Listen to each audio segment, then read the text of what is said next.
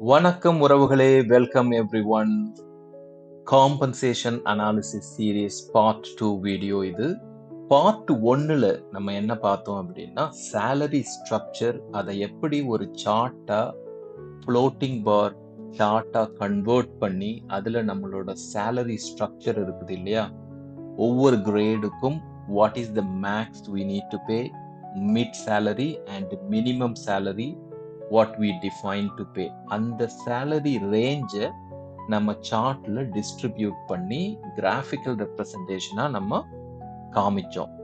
இப்போ அந்த சார்ட்ல வந்துட்டு நம்ம என்ன பண்ண போறோம் அப்படின்னா, எம்ப்ளாயோட சேலரி டீடைல்ஸை டிஸ்ட்ரிபியூட் பண்ணி நம்மளோட மேனேஜ்மெண்ட்டுக்கு ஒரு ரிப்போர்ட் அல்லது பிரசன்டேஷன் ப்ரொடியூஸ் பண்ணும்போது he or she would definitely thank you for not giving a big table and just highlighting who is getting above the ceiling or below the minimum. அப்படி highlight பண்ணி கொடுக்கறத விட நம்ம இது மாதிரி சார்ட்டா கொடுக்கும்போது they will be really appreciate your performance.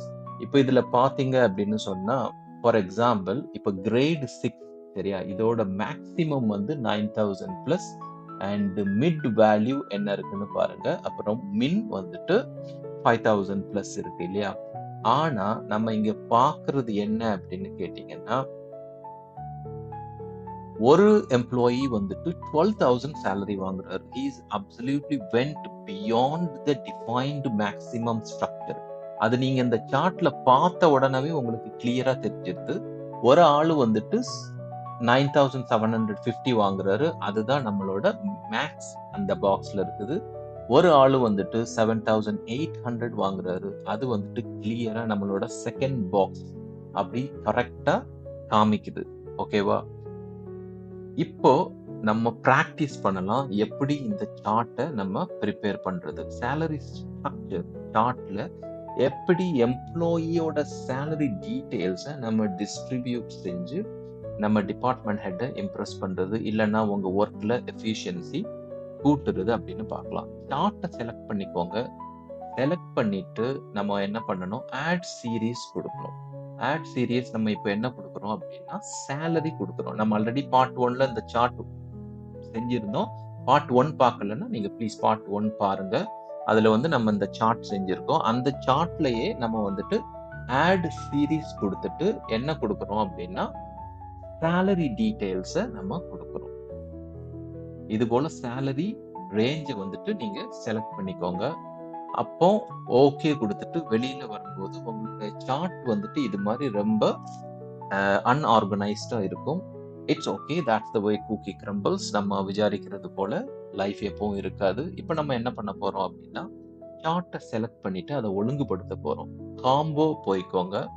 Combo போகும்போது நீங்க பாத்தீங்க அப்படின்னா, மேக்ஸ் மிட் இது ரெண்டுமே நம்ம டிஃபைன் பண்ண கிளஸ்டர்ட் காலம்ல தான் இருக்குது. ஆனா மின் வந்துட்டு மாறி இருக்குது லைனா.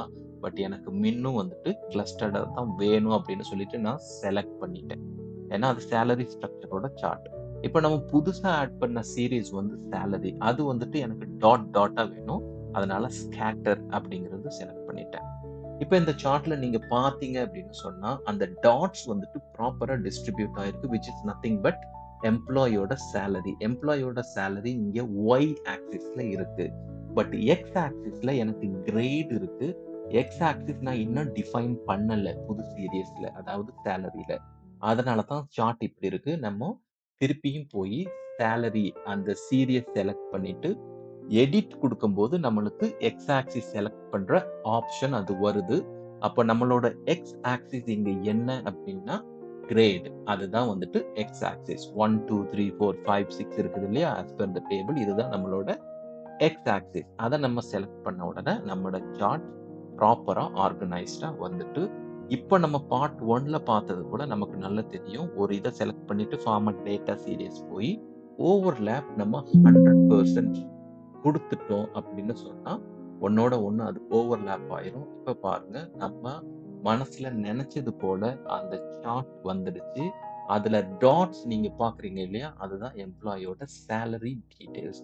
அதையுமே கூட நீங்க செலக்ட் பண்ணிட்டு ரைட் கிளிக் பண்ணி ஃபார்மட் டேட்டா சீரிஸ் போனீங்க அப்படின்னா, மார்க்கர் அப்படின்னு ஒரு சிம்பிள் இருக்கு இல்லையா? அந்த மார்க்கர நீங்க செலக்ட் பண்ணீங்க அப்படின்னா, இந்த டாட்ஸ ஃபார்மட் பண்றதுக்குள்ள எல்லா ஆப்ஷன்ஸ் இருக்கும். நீங்க கலர் மாத்திக்கலாம். ஃபார் எக்ஸாம்பிள் இதுல நான் பிளாக் குடுக்குறேன்.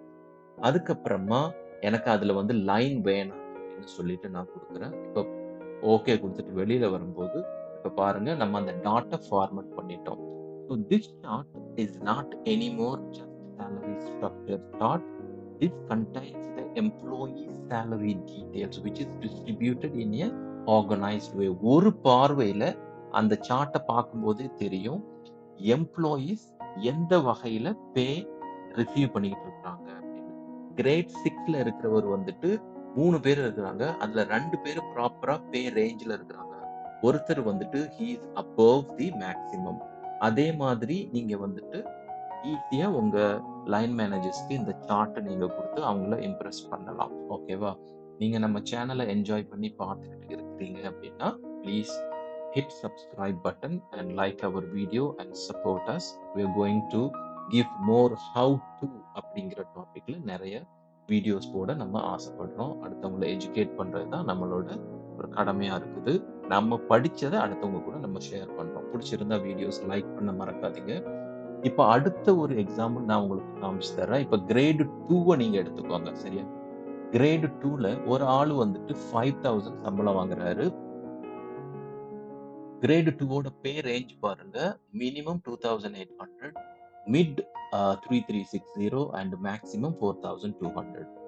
2வது எம்ப்ளாயி கிரேட் 2ல இருக்கிறவங்கள பாருங்க. அவங்க 2000 வாங்குறாங்க which is much below than the defined minimum structure which is 2800. அதனால தான் இந்த டாட் கீழ காமிக்குது. அப்ப இந்த இத பார்க்கும்போது உங்க மேனேஜ்மென்ட் என்ன பண்ணுவாங்க அப்படின்னா டிசிஷன்ஸ் எடுப்பாங்க. நம்மளோட அனாலிசிஸோட மெயின் நோக்கம் என்ன? நம்ம காமிக்கிறோம். அத இன்ஃபார்ம்டு டிசிஷன்ஸ் நம்ம குடுக்குறோம் மேனேஜ்மென்ட்க்கு எடுக்க. அபோவ் த சீலிங் இருந்தா அவர் ரொம்ப கூடுதலா வாங்குறாரு. சிலப்போ அவர் ரொம்ப டிமாண்டட் எம்ப்ளாயியா இருப்பாரு. மார்க்கெட்ல அவைலபிலிட்டி இல்லாத பொசிஷன நம்ம ரெக்ரூட்மென்ட் பண்ணியிருப்போம். கூடுதலா சேலரி குடுத்திருப்போம். ஆனா minimum salary is not acceptable இல்லையா? மினிமமா நம்ம சேலரி வாங்குறவங்கள நம்ம சேலரி பே அட்ஜஸ்ட்மென்ட் செய்ய வேண்டிய சிச்சுவேஷன் வரும். Okay guys, thanks for watching the video. Have a great day guys.